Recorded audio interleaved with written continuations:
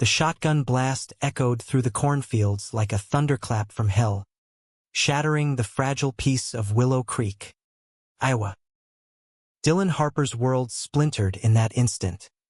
His father's voice, raw and venomous, screaming, "Get out, you filthy liar," as buckshot tore into the old oak tree inches from Dylan's head. He bolted into the night, heart pounding like a war drum, the taste of betrayal bitter on his tongue, wondering if the boy he'd kissed under the bleachers had just signed his death warrant. Blood trickled from a gash on his forehead where a branch had caught him during the frantic dash through the underbrush. But it was nothing compared to the ache in his chest, the kind that comes from loving someone who might never love you back the same way.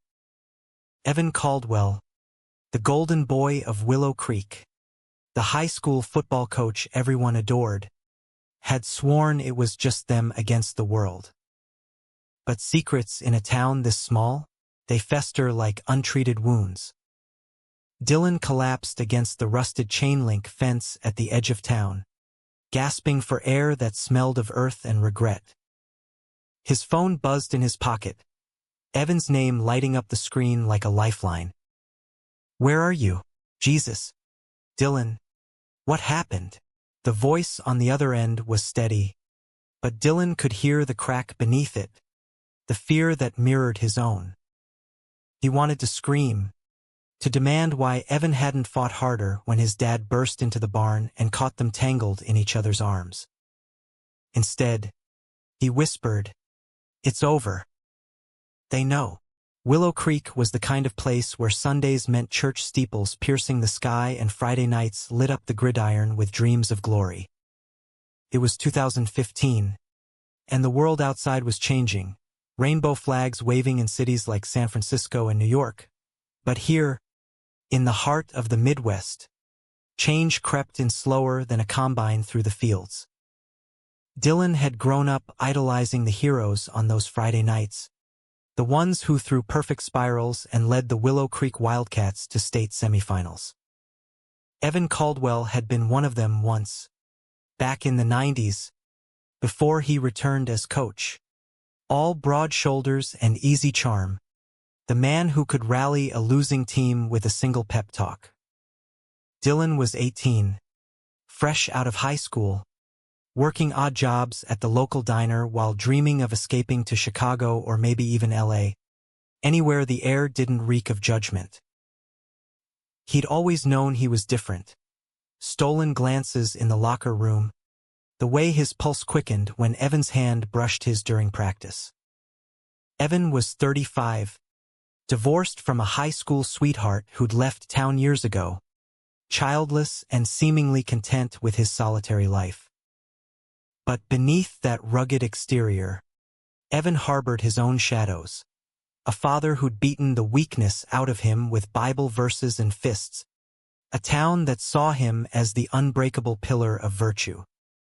Their story started innocently enough, or as innocent as forbidden things can be in a place like Willow Creek. It was late summer, the air thick with humidity and the buzz of cicadas, when Dylan volunteered to help repaint the bleachers at the field. Evan had caught him staring one too many times during drills, those blue eyes lingering on the curve of Dylan's neck as sweat traced paths down his skin. "You got a problem, Harper," Evan had growled, but there was no bite in it, just a hunger that mirrored Dylan's own. That night, under the cover of stars and the distant hum of tractors, they met by the old Mill Creek. No words at first, just the press of bodies, tentative and electric. Evan's hands were calloused from years of gripping footballs and fixing fences, but they trembled as they cupped Dylan's face. "This can't happen," Evan murmured against his lips, even as he pulled him closer. "Not here," but it did happen, over and over, in stolen moments. The back seat of Evan's pickup after dark, the shadowed corner of the equipment shed, whispers of "I love you" that tasted like sin and salvation. Dylan fell hard, the way only first loves do, fierce and all-consuming. He saw futures in Evan's rare smiles, in the way he'd linger after practice to talk about everything and nothing. Classic rock albums scratched from too many plays, the ache of knees worn from old injuries, dreams of coaching at a big college someday. Evan was careful, always, his affection laced with warnings.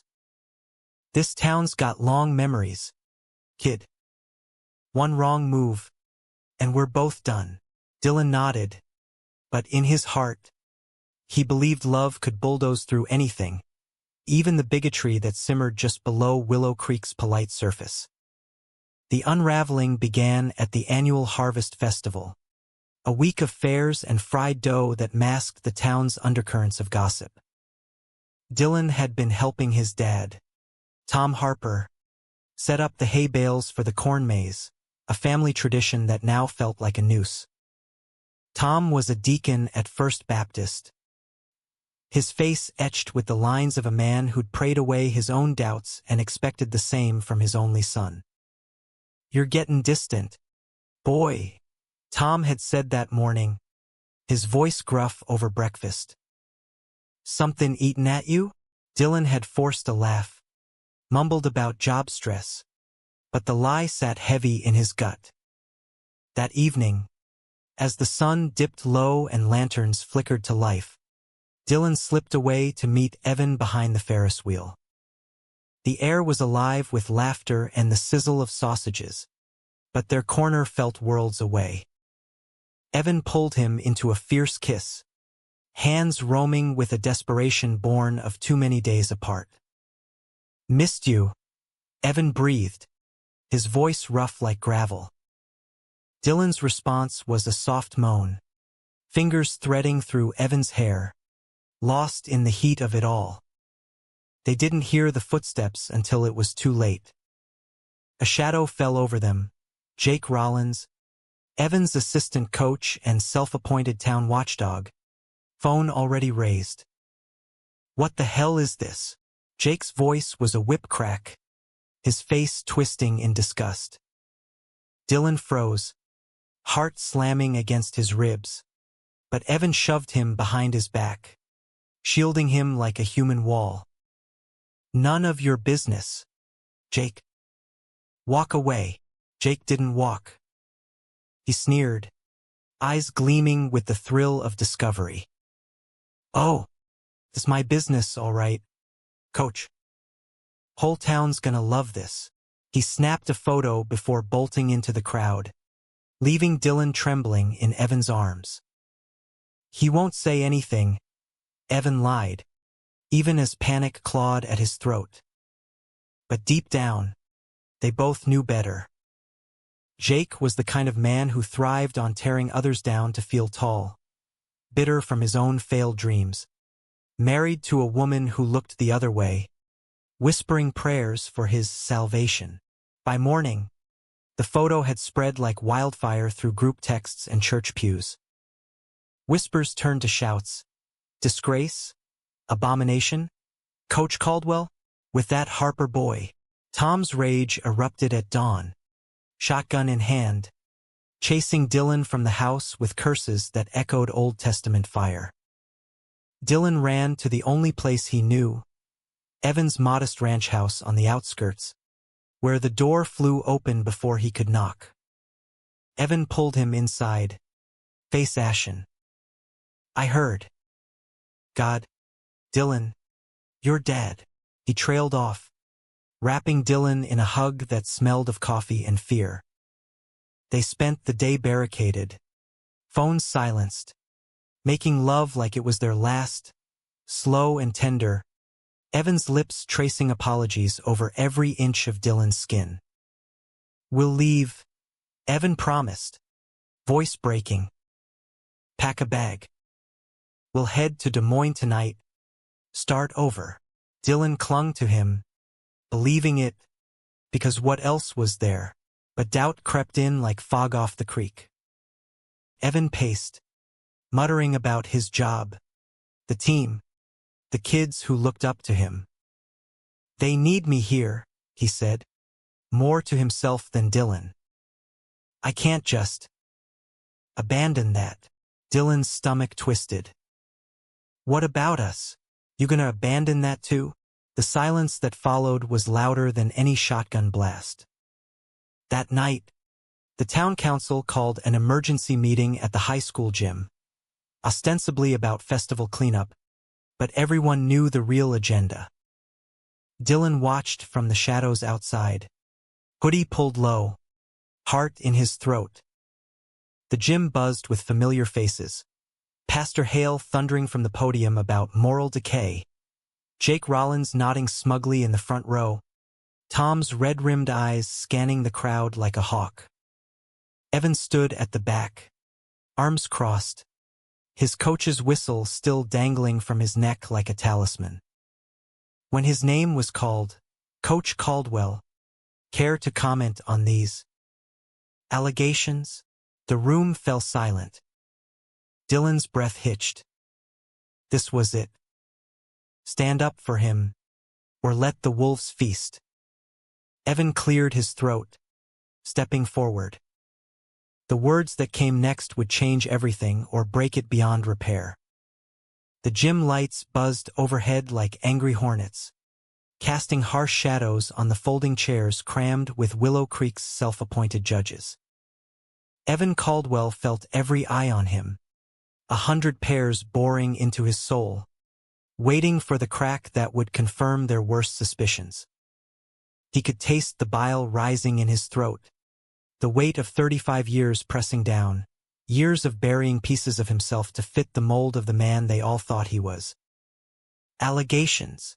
Evan's voice came out steadier than he felt, echoing off the cinderblock walls. He scanned the faces. Mrs. Ellis from the bakery, her lips pursed in perpetual disapproval. Old Mr. Hargrove, who'd coached him back in the day, disappointment etching deeper lines into his leathery skin. And Jake, smirking like he'd just won the Super Bowl. Tom Harper sat ramrod straight, fists clenched on his knees. The man who'd once taught Evan how to throw a curveball now looking at him like he'd personally defiled the American flag. Pastor Hale leaned into the mic, his voice oily with false concern. Son, we've all seen the picture. Folks are hootin'. This town's built on family values, on trust. You gonna stand there and tell us it's fake news? Evan's mind raced back to the creek, to Dylan's laughter cutting through the humid night, the way his touch had thawed something frozen inside Evan for years. He thought of his ex-wife, Sarah, who'd left because you never really let me in, and how he'd nodded, agreeing it was his fault, never daring to whisper the truth. Now, with Dylan shivering in the dark outside, waiting for a sign that they were worth the fight, Evan felt the dam cracking. It's not fake, he said finally, the words dropping like stones into still water. A gasp rippled through the crowd. Mrs. Ellis clutching her pearls, Hargrove shaking his head in slow betrayal. Jake's smirk faltered, replaced by a gleam of vindication. Tom surged to his feet, face purple. You son of a... Let him speak! A voice cut through, surprising even Evan. It was Lila Grant, the no-nonsense librarian who'd organized every book drive since the flood of '98. She crossed her arms, gray hair pinned back like a battle flag. If we're gonna lynch somebody, least give 'em the rope to hang themselves. Evan swallowed, meeting Tom's glare head-on. Dylan Harper is a good kid. Honest. Hard-working. He's got more heart than half this town put together. Murmurs swelled. Disgust. Curiosity. A few nods from the younger faces in the back. And yeah, we're together. Have been for months. It's not a sin or a scandal. It's love. Real, messy, Knock you on your ass love. The kind that makes you want to be better. The room erupted. Pastor Hale banged his gavel. Some antique thing that looked ridiculous in a gym, shouting for order. Jake leaped up, pointing accusingly. This is what happens when you let the devil in the door. Coach, you're done. Fired. The board'll vote tomorrow. Tom lunged toward the podium, but Hargrove grabbed his arm, muttering, Easy, Tom. Let the boy finish. Evan didn't back down. He thought of Dylan's eyes, wide and trusting, the way he'd whispered, I love you, like a prayer. You want to call him a disgrace? Fine. But look in the mirror first. Willow Creek's supposed to be about community, about lifting each other up. Not tearing down the ones who don't fit your narrow little boxes. His voice rose, passion igniting like a match to dry tinder. I hid who I was for years, out of fear of y'all. Buried it deep, told myself it was weakness. But Dylan, he showed me its strength. Pure, unfiltered strength. Silence fell, heavy as a winter blanket. Lila clapped slowly, her applause echoing like thunder. A few others joined, tentative at first, then bolder. Tom deflated, sinking back into his chair, tears carving tracks down his weathered cheeks. Jake stormed out, slamming the double doors, but Evan barely noticed. He was already moving, striding toward the exit with purpose, heart hammering not with fear, but with a fierce, liberating fire. Outside, Dylan paced under the sodium lamp, shadows dancing like ghosts. When the doors burst open, he whirled, hope and dread warring on his face. Evan didn't speak, just pulled him into a crushing embrace, lips crashing against Dylan's in a kiss that tasted of salt and defiance. I did it, Evan murmured against his mouth. Told them everything. Dylan's sob was muffled in Evan's shoulder. You're insane. They'll run us out on rails. But he was smiling through the tears, fingers digging into Evan's back like anchors. For the first time, the night air felt clean, untainted by secrets. They drove back to Evan's place in silence, the pickup's headlights cutting through the dark like twin swords. Willow Creek slept uneasy that night, whispers already twisting into rumors. But in that cab, it was just them, two men forging a path through the wreckage. Evan glanced at Dylan, his profile sharp against the dashboard glow, and felt something shift. Not just love, but resolve. Whatever came next, firing, exile, the slow grind of small-town scorn, they'd face it side by side. But dawn brought the backlash. Evan's phone exploded with texts.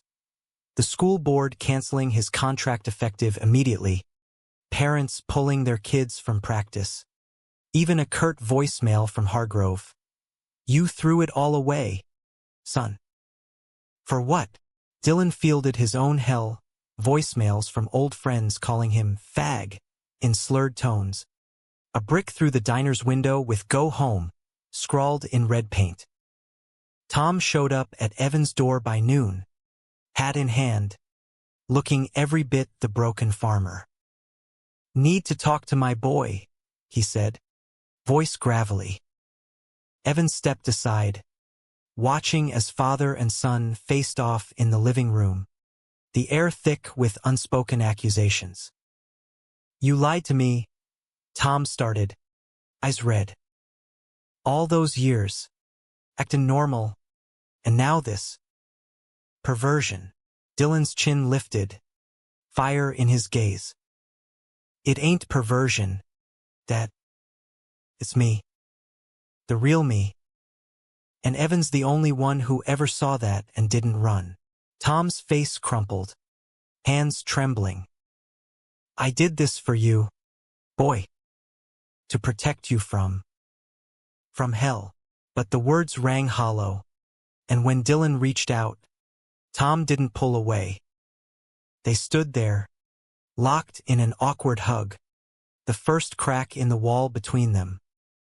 Evan watched from the kitchen, coffee mug warm in his hands, a quiet awe settling over him. This was the human part, the messy, redeemable core beneath the hate. But peace was fleeting. Jake Rollins wasn't done. That afternoon, he leaked the photo to the county paper, twisting it into a front-page screed. Local coach in scandal.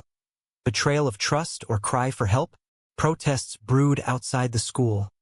Picket signs waving like scythes. Save our kids, and God hates sin. Evan and Dylan holed up, fortifying their bubble with takeout pizza and old movies. Brokeback Mountain for the irony. The Notebook for the ache. Laughter came in fits, tears in waves. But their nights were sanctuaries. Bodies entwined under threadbare sheets, Evan's whispers tracing patterns on Dylan's skin. "You're my home," Evan said one midnight, fingers laced with Dylan's. "Wherever we go," yet doubt gnawed at Dylan. Late one evening, as rain lashed the windows, he confronted it. "You regret standing up? Be honest." Evan pulled him close, eyes fierce. "Regret? Hell no. Scared shitless? Every damn day. But you, Dylan, you make it worth it." Their lovemaking that night was urgent. A reclamation, hips grinding in rhythm with the storm outside. The real storm hit Friday. The Wildcats had a playoff game, and despite the scandal, the stands filled, half with supporters, half with hecklers. Evan wasn't coaching, but he showed up anyway, Dylan at his side, hand in hand like a gauntlet thrown. Jake prowled the sidelines, barking orders, but the boys faltered, passes dropping like lead. Halftime score, 21-0. In the locker room, chaos leaked out. Players crying, jerseys tossed in frustration. One kid, Tommy Ruiz, the quarterback Evan had mentored since Pee-wee, shoved past security to find him. "Coach, we need you. This ain't right without you." Evan hesitated, glancing at Dylan, who nodded. "Go. Show 'em what you're made of." Back on the field, Evan took the headset, voice booming over the speakers. "Listen up. This game's bigger than one loss. It's about heart. About standing tall when the world's trying to knock you down." The crowd hushed, even the protesters leaning in. As the second half unfolded, the Wildcats rallied, Tommy's arm steady, the defense fierce. Final score, 28-24. Victory snatched from the jaws. But joy soured fast. Jake cornered Evan post-game, face twisted. "You think this fixes it? Board's firing you for good. And Harper, tell him to watch his back." The threat hung like smoke. And that night, as fireworks lit the sky for the win, Dylan found a note slipped under the door. "Leave or else." Jay. Fear coiled tight, but so did determination. Evan called a meeting not with the council, but with Lila and a handful of allies. The Ruiz family, who'd lost a son to hate crimes in Chicago, young Ms. Patel from the clinic, who'd patched up too many bruised kids. "We fight smart," Evan said. Map of Willow Creek spread on the table. Petitions, letters to the editor. "Show 'em change ain't the enemy." Dylan watched Evan lead, pride swelling alongside the terror. This man, the one they'd called a disgrace, was becoming a beacon. But as alliances formed, cracks appeared. Tom pulled away again, guilt warring with old beliefs. I love you, son, he admitted over coffee one gray morning. But this, it's tearing me up. Dylan hugged him fierce. Then stand with us, Dad. Help heal it. The turning point came unexpectedly, in the quiet of a Tuesday dawn. Evan woke to Dylan's side empty, panic spiking until he found him on the porch, staring at the horizon. Can't sleep, Dylan admitted. What if we lose everything? Evan wrapped around him from behind, chin on his shoulder. We won't. Because we got each other. And that's more than they can take away.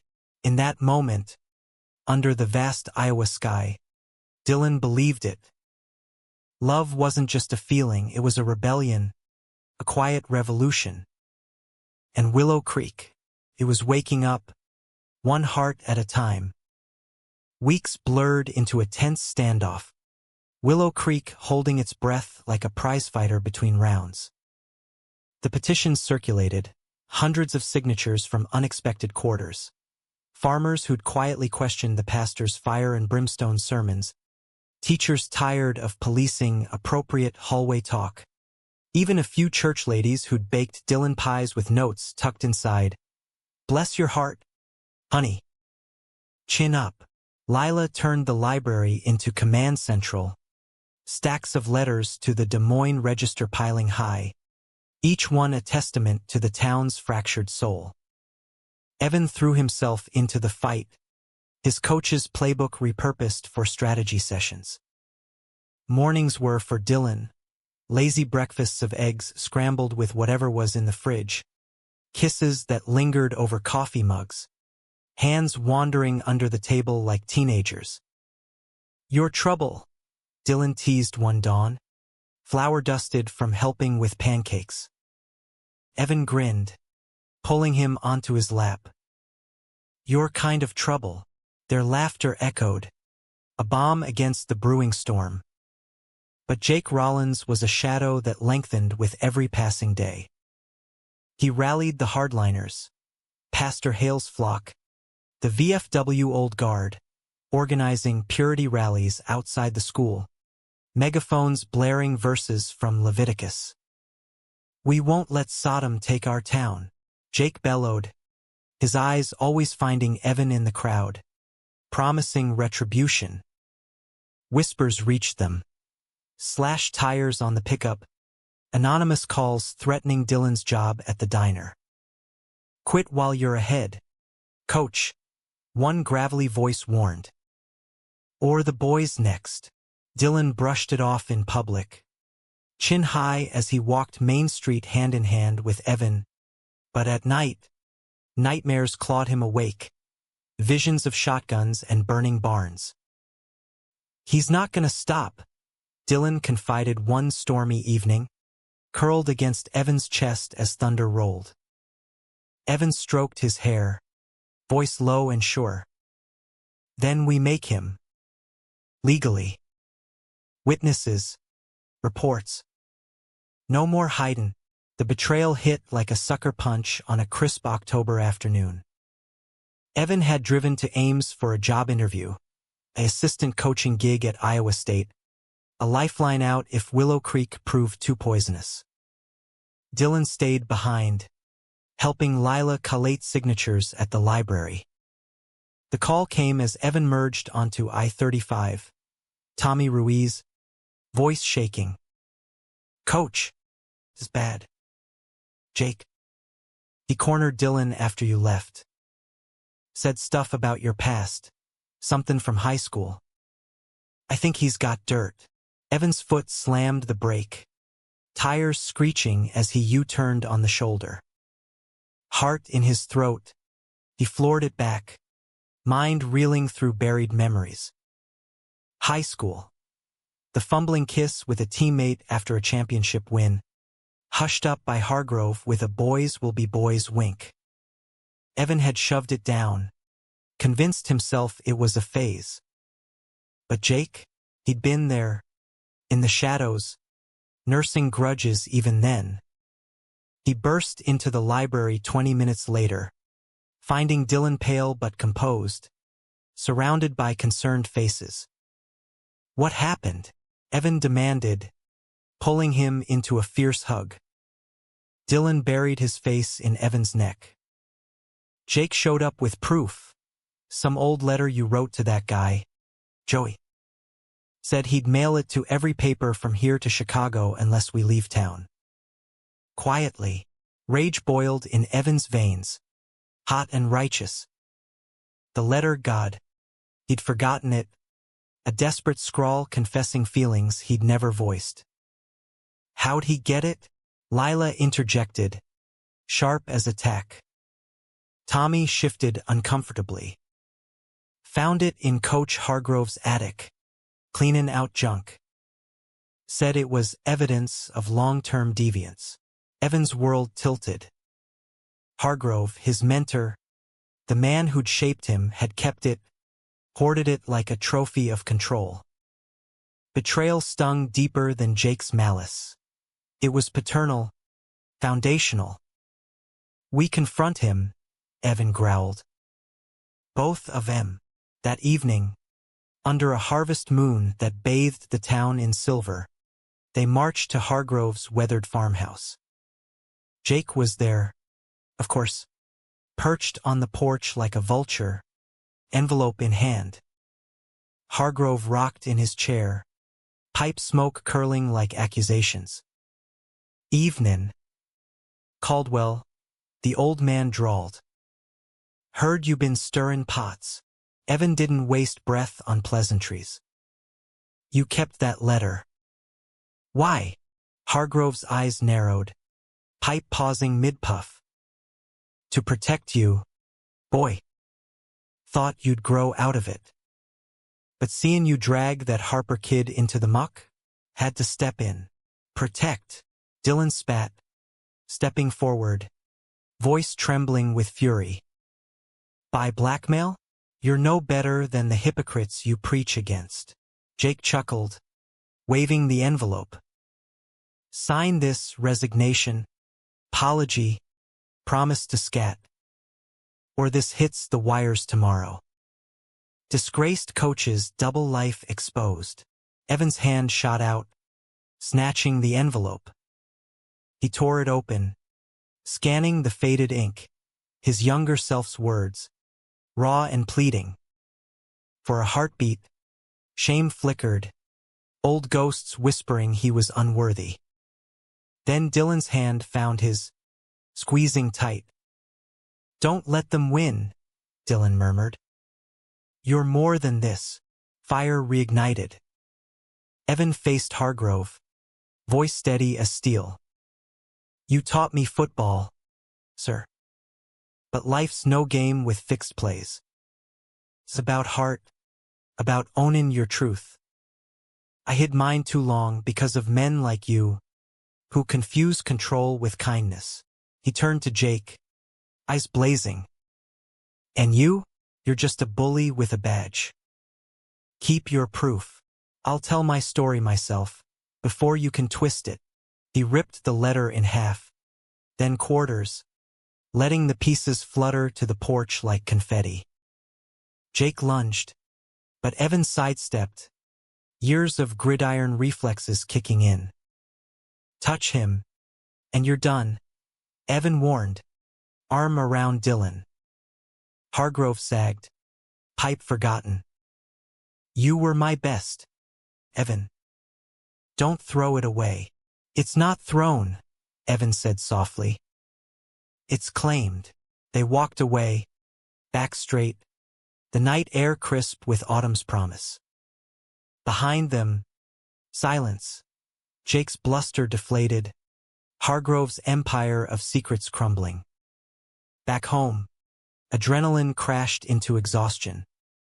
They collapsed onto the couch, Dylan's head in Evan's lap, fingers tracing lazy circles on his thigh.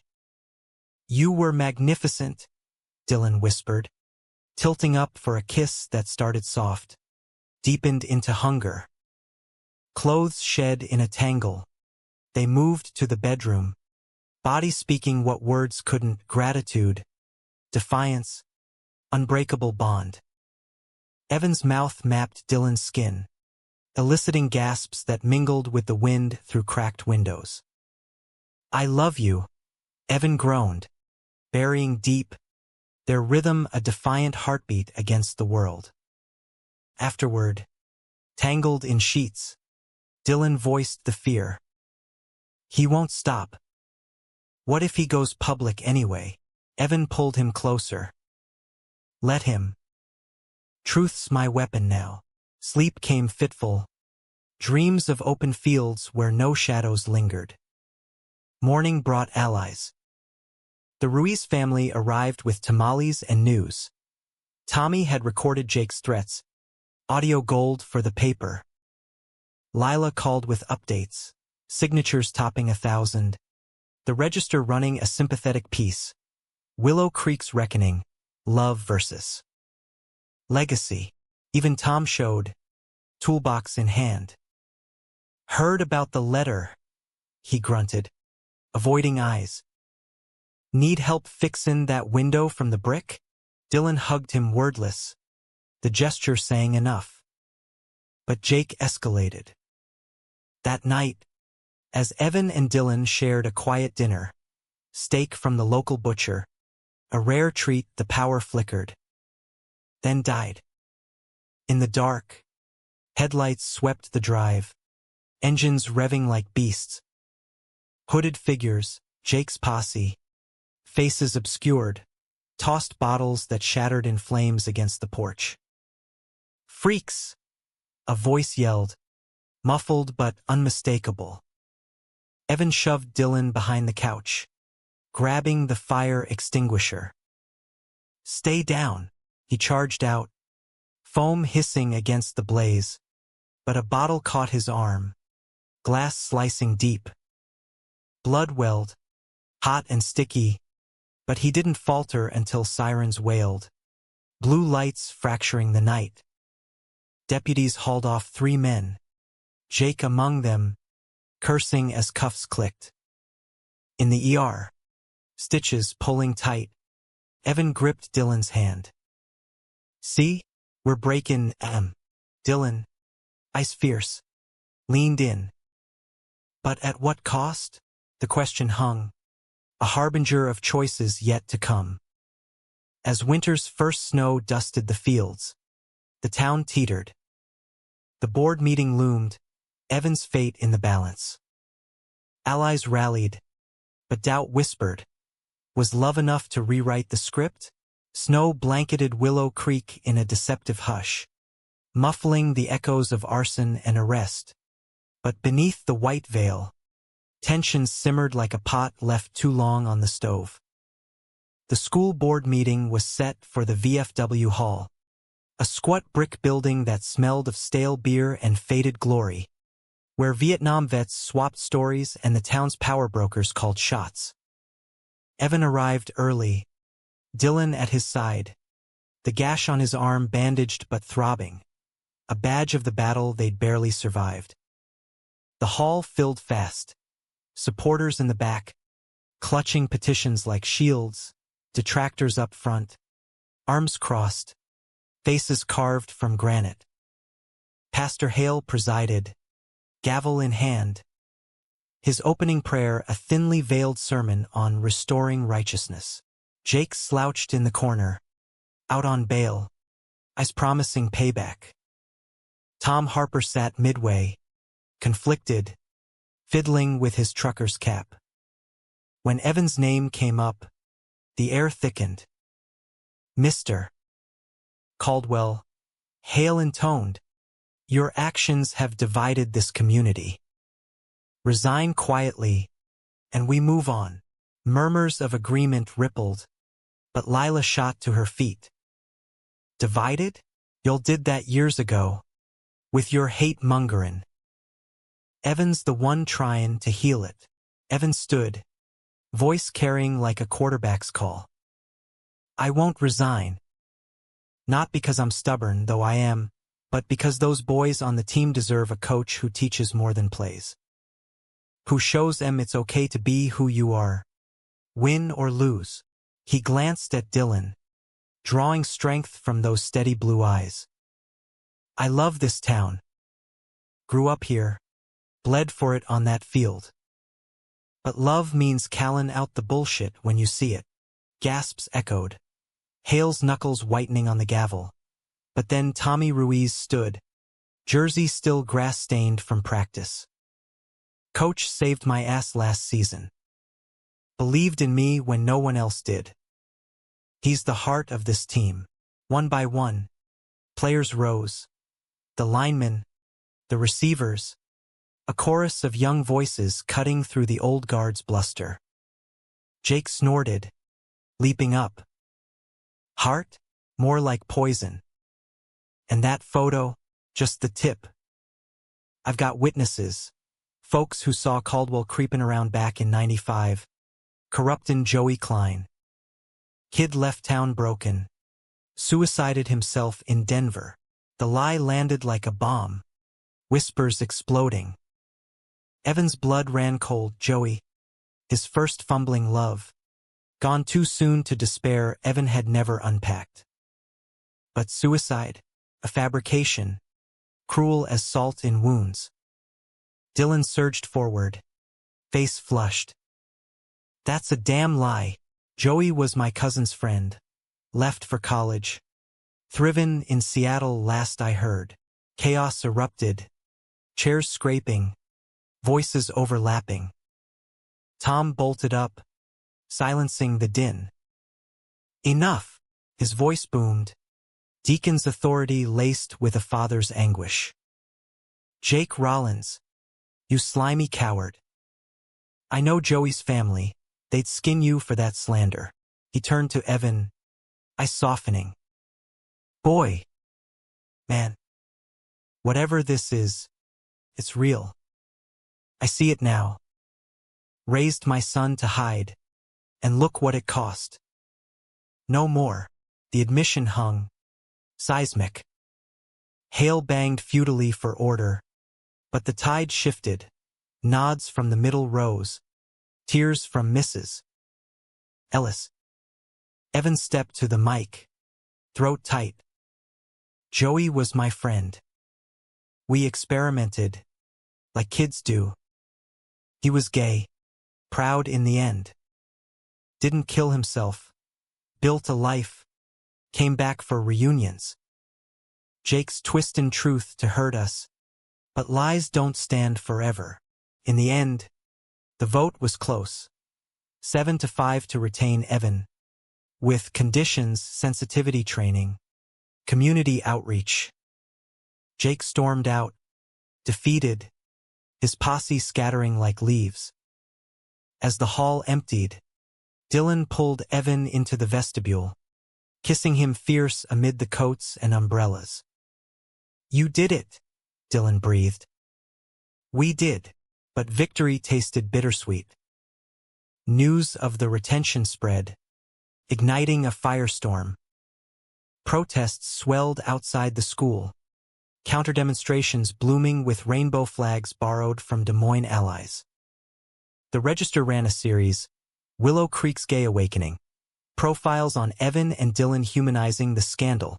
National outlets picked it up, CNN clips of the board meeting going viral, talking heads debating small-town tolerance.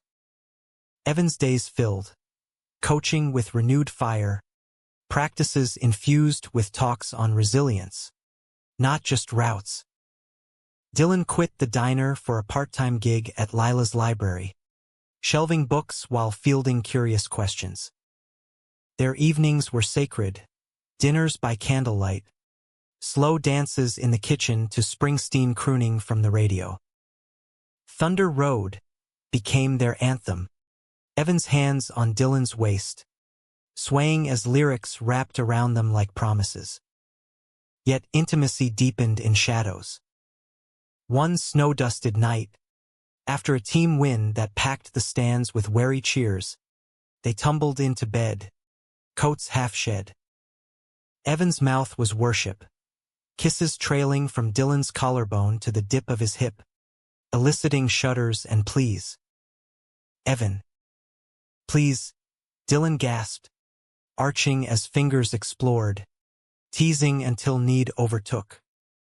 They moved together, unhurried, Evan's thrusts deep and deliberate, breaths mingling in a symphony of I love yous.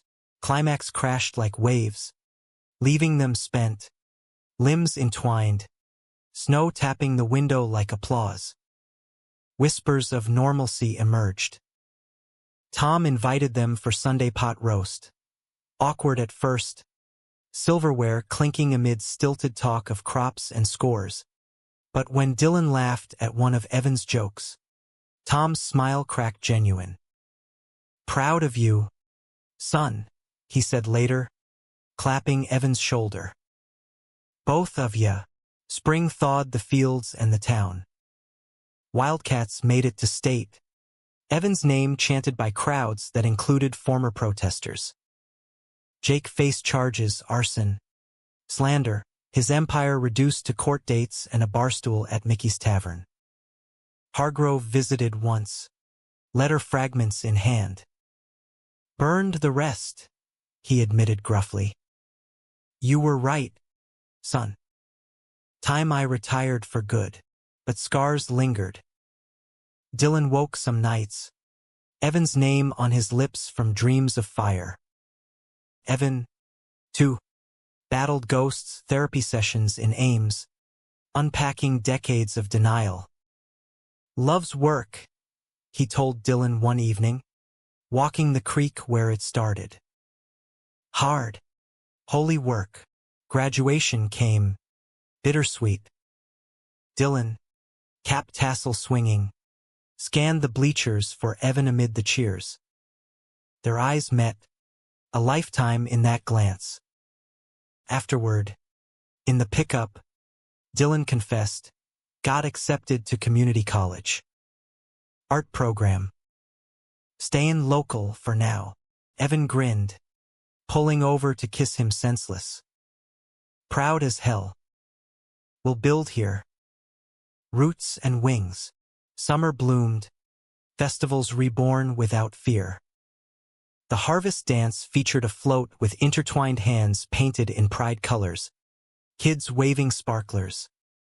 Evan and Dylan twirled under string lights, the town watching not with judgment, but tentative warmth. One August evening, as fireflies danced, Evan dropped to one knee by the mill creek. No ring, just a simple band from the pawn shop, etched with their initials. "Marry me, Dylan Harper." Not for show. For us. Tears streaked Dylan's face as he nodded, pulling Evan up into an embrace that sealed fates. Willow Creek wasn't perfect. Old bigotries lingered like stubborn weeds, but it was changing, one stand at a time. And in the heart of it, two men loved fiercely, their story a testament. Disgrace was just a word, until truth set it free. Years folded like the pages of a well-loved book, each chapter adding depth to the ink of Evan and Dylan's life. By 2020, Willow Creek had shed much of its husk. Rainbow crosswalks painted on Main Street, the high school hosting its first GSA club under Evan's watchful eye.